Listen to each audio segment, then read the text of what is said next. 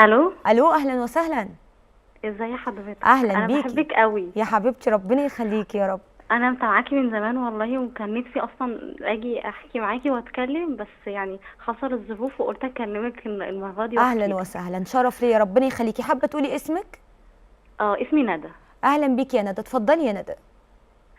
بصي هقول، انا عايزه احكي مشكلتي، بس مم. انا عايزه اقول حسبي الله ونعم الوكيل. في شخص انا كنت بعتبره كل حاجه بالنسبه لي. مم. هو واهله دمروني ودمروا امي. عايزه لا اقول له حول ولا حسبي قوه. الله ونعم الوكيل، انا عارفه ان هو الكلام ممكن يوصل له. مم. و بس انا يعني مشكلتي انا حاسه ان هي كبيره بالنسبه لي وبالنسبه لامي، بعد اللي حصل لها بسببي وبسبب زعلي وبسبب حزنها عليا، طب هي قولي لي صحتها قولي لي قولي اتدمرت. لي مين ده؟ ومين اللي عمل فيكوا كده؟ هو هو كان شخص انا مخطوبه له. هو اه. جالي عن طريق حد كنا نعرفه، اللي هو اصلا يبقى جوز اخته. مم. هو قال لي ان في عريس وكده، وهو يبقى اخو مراتي فيجي يتقدم لك. فطبعا احنا حصل قعدة تعارف وتعرفنا واتخطبت له، وقلت عليه غلبان مم. وطيب وكويس، مم. وحد ما فيش زيه، كان بيعاملني كويس.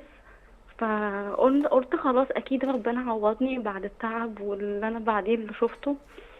فانا اعتبرته حد كل حاجة في حياتي. مم. اذاني هو واهله.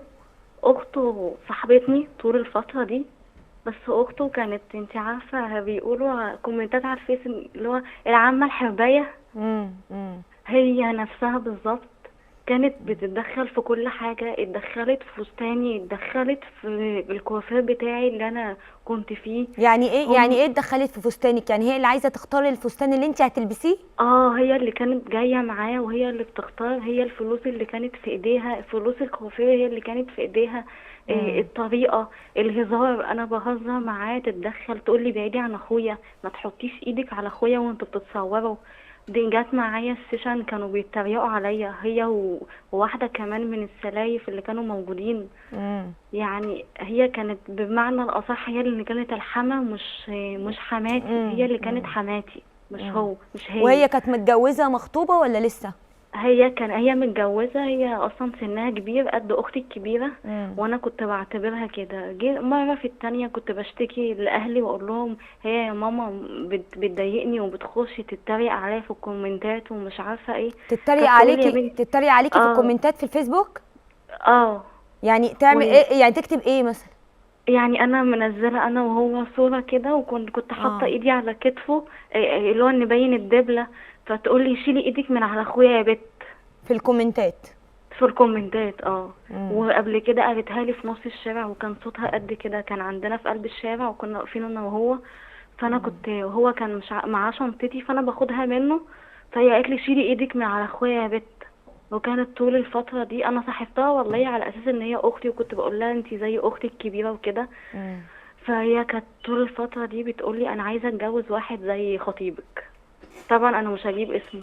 وهي فهي متجوزة؟ هي مم. متجوزة، بس في حاجة حصلت. مم. هي كانت مصاحباني مم. وحكت لي سرها، إن هي كانت بتخون جوزها. مم. هي كانت بتخون جوزها وأنا عرفت الموضوع. أنا حسيت إن الموضوع فيه حرمانية جامدة قوي. مم. فانا سألت حد، يعني شيخ عندنا، شيخ الجامع. وانا رحت قلت له انا اعرف حد قريب مني، وان هي اخواتها 5 اصلا صبيان، وعيب ان هي بتعمله، وجوزها انا عارفاه، يعني اهل عارفينه من مم. وهو عنده 3 سنين جوزها. مم. وهو شخص كويس وغلبان جدا جدا، واللي هو اصلا مهنيها. فالشيخ. انتي فتنتي عليها؟ لا والله العظيم، انا هكمل لك الموضوع ثانيه واحده. اه. انا الشيخ قال لي ما تفضحهاش، بس انتي لو هيجيلك ضرر منها ابعدي عنها. تمام. انا بعدت عنها لان هي كانت ساكنه في نفس المكان اللي انا ساكنه فيه. مم. انا بعدت عنها فتره، لقيتها كلمتني تاني، شات واتس. فبعدها بيوم خطيبي جه قعد معايا. انا دخلت اعمل له شاي، لقيته مم. فتح التليفون وشاف كل حاجه. شاف ايه؟ شاف الشات الرسائل اللي بينك وبينها؟ وهي بتحكي. وانا اصلا كان في كلام بينا قبل كده، وقلت لها انت لو عندك مشاكل مع جوزك انا ممكن اجي اصلح بينكم. بس واحدة واحدة، بس استنيني. هي بتحكي ماشي. كلام خطير زي ده وهي بتقول ان اه انا بخون جوزي، بتحكيه على اه الشات؟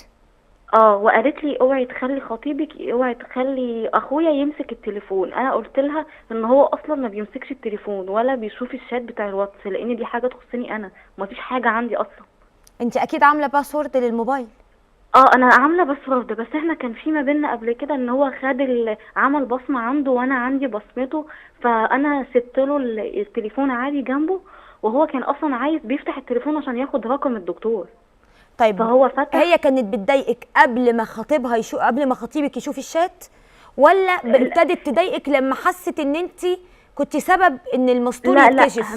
من اول الخطوبه وهي كده، هي من اول الخطوبه وهي كده، بس انا بدات اصاحبها في الاخر، واللي هو اصلا ايه، بدات تهدى معايا شويه، وهي لما بقت تيجي تحكي لي عن سرها، وانا بقيت اقول لها طب انا هاجي واتكلم مع جوزك، اصلا انا عيبي اللي انا طيبه شويه، وما كنت بسامحها عادي، يعني اي حاجه منها كنت بعتبرها هزار وخلاص. تمام. واخوها عارف كل اخوها المستور؟ عارف كل حاجه، امم اخوها عارف كل حاجه.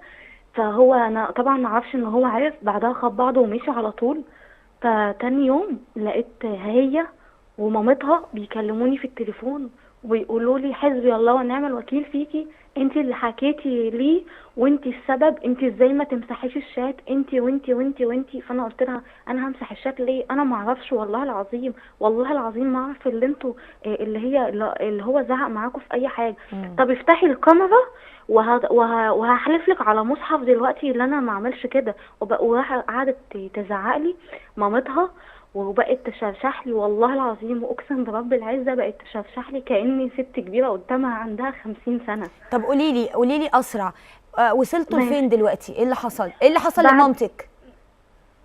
طب ثانيه بس، هو بعد ما حصل، بعد ما مم. كلمتني قالت لي اللي انت اللي بتكلمي رجاله مش بنتي، وقالت لي ان انا بنتي متربيه، انت يعني بما اللي هو ايه، انت انا بنتي برقبتها، برقبه الناس كلها عندكم، المنطقه بتاعتي كلها عندنا. يعني هي اللي بنتها بتعمله قالت ان انت اللي بتعمليه؟ فانا رديت عليها وقلت لها ده اصل ردي دوت هو اللي بنى عليه المشكله. قلت لها يعني انا دلوقتي اللي انا بقيت قلة الادب وانا اللي بتكلم مش جميل. بنتك؟ ايه اللي حصل؟ الموضوع باظ؟ ماما بقى ايه زعلانه الموضوع ليه؟ باظ؟ اه. الموضوع باظ وعملوني مشاكل جامده قوي، وهو بقى يشتمني بعد ما كان واقف في صفي، بقى يشتمني وكلام قليل الادب، ويقول لي تيجي تصالحي اهلي، انتي ما انتيش اصلا، انتي واحده بجحه، واهلك ما عرفوش يربوكي تربيه صح، ومحدش بينصحك، وانتي. فبدأ اللي هو يتغير معايا بعد ما كان واقف في صفي وقال لي انتي ما الموضوع غلطتيش في حاجه. خلص؟ فسختي الخطوبه؟ فسخت الخطوبه بسبب ان هو، انا على فكره انا قال لي تعالي صالحي مامتي، ولا او نفسخ الخطوبه. انا كلمتها وصالحتها مع اني ما عملتلهاش اي حاجه، وكلمت اخته واتنططوا عليا وبقى يكلموني بكل قرف، وانا جميل. كلمتهم. قولي لي سؤالك عشان اقدر افيدك. انا سؤالي ان ماما صحتها اتدمرت بسببي، ماما مش هتقدر تمشي على رجلها تاني اصلا. من الزعل عشان الموقف ده مامتك اتأثرت؟ ماما اتأثرت جامد، جه شتمني في قلب بيتي قدامي، وقال لي انت اسلوبك زباله قدام بابا وماما، وقال لاختي، قال لها انا ما حد من ساعه ما شفتك، من ساعه ما دخلت بيتكم انا ما شفتش حد ضرب اختك بالقلم على وشها، قال لها عيب اللي انت بتعمليه، مع ان انا عملته بعامله زي، والله العظيم والله العظيم انا عملته معامله كويسه جدا. انا كنت وقفت معاه اكتر من اهله والله العظيم. الخطوبه كانت قد ايه؟ دي الخطوبه سنه وشهرين بالظبط. طيب كل واحد راح لحاله، واسمعيني كل وقت اسمعيني. طبعا ربنا يشفي مامتك يا رب وياخد بايديها، لان يعني اكتر حاجه زعلتني في الموضوع هو ان مامتك تعبانه. طبعا الموضوع ما كانش يستاهل ان مامتك تتعب، لان موضوعه خلص، اتخطبتي، اختلفتوا في وجهات النظر، هم بنوا على اخلاقهم، انت برضو اخطأتي، عشان ما انكرش ان انت اخطأتي، عشان ما تعفيش نفسك من الخطأ.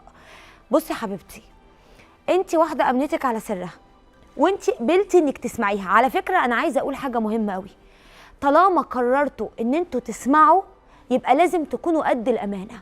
لا اما لو انتوا ما بتعرفوش تصونوا سركم ولا سر غيركم، قولوا معلش اعفينا، ما تحكيليش، انا ما بحبش اسمع اي حاجه، انا ما بصونش سري عشان اصون سرك. هتقولي لي انا ما قلتش، هتقولي لي ده هو اللي مسك التليفون. لا، الموضوع هي حتى لو انت مظلومه في بعد جواها، ده هي اللي قاصده انها توريله، لان هي مفروض تمسح الشات اول باول. يعني امتى عرف الباسورد بتاعها ده؟ وطبعا انت بتتكلمي في محادثه طويله، فده مسك التليفون قرا كل المحادثه دي، فممكن تبان انها متدبره حتى لو انت مظلومه.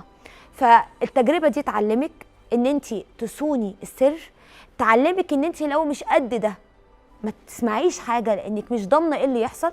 تعلمك كمان ان انت لما تدخلي في اي علاقه، مهما كان اهل زوجك مهما كان اهل خطيبك، خلي فيه تعامل بحدود، كويسين لنفسهم وحشين لنفسهم، خلي فيه تعامل برقي، ما ندخلش ببعض قوي، ما نقعدش نحكي لبعض كل حاجه، فيحصل موقف زي ده نفضل بقى ايه نقول انت اللي فيكي، لا انت اللي فيكي. مامتك طبعا دعميها طول الوقت، قولي لها يا ماما قدر الله وما شاء فعل، اللي حصل ده الخير، انت ما تعرفيش لو كنت كملت في العيله دي كان ممكن يحصل لي ايه، انا ممكن كنت ارجع بمصيبه كبيره، خاصه ان العيله دي موقف بينها قد ايه هم ناس مش على قدر من الرقي ولا الاحترام ولا الاخلاق. ست بتخون زوجها ربنا يسهل لها ويهديها، ولكن الموقف صعب، وطبعا خطيبك كان في موقف صعب لان هو اتقال له عليكي زي ما انت قلتي، او هو شاف على اخته فكان عنده تضارب، فبالتالي جه عليكي انت لانه ما يقدرش يجي على اخته. قدر الله ما شاء فعل، ربنا يسهل لهم يا رب. ادعمي مامتك طول الوقت، ومش ده الموقف اللي صحتها تروح عشانه، ربنا يشفيها ويعافيها، وده نصيب ومكتوب ومتقدر. اهم حاجه تفضلي جنبها وتدعميها باذن الله.